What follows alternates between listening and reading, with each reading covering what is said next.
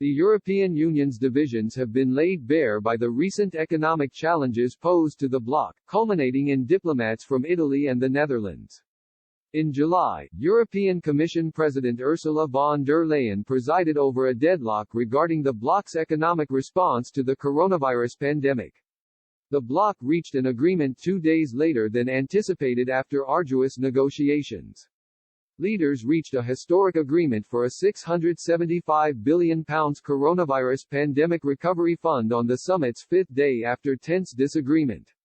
Dutch Prime Minister Mark Rutte had provided the strongest opposition to the plans on the table, which were said to have argued for a cap of £316 billion worth of grants, preferring loans of strict conditions.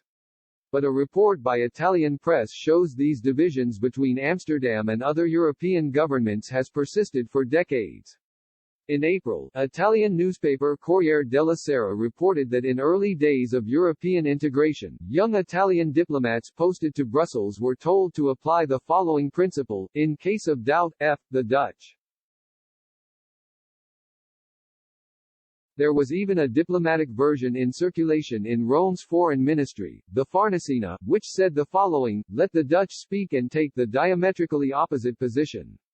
While these comments were made decades ago, they reflect the current gulf in attitudes between Northern and Southern Europe to economic integration.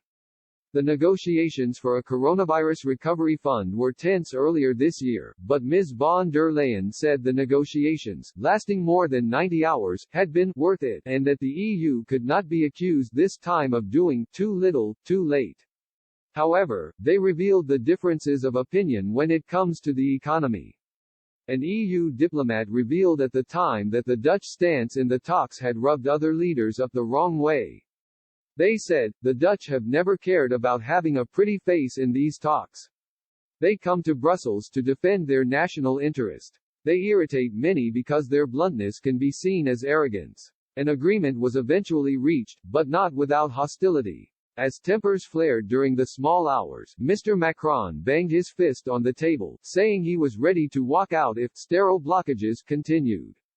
On budgetary issues, the bloc has long been split into separate camps.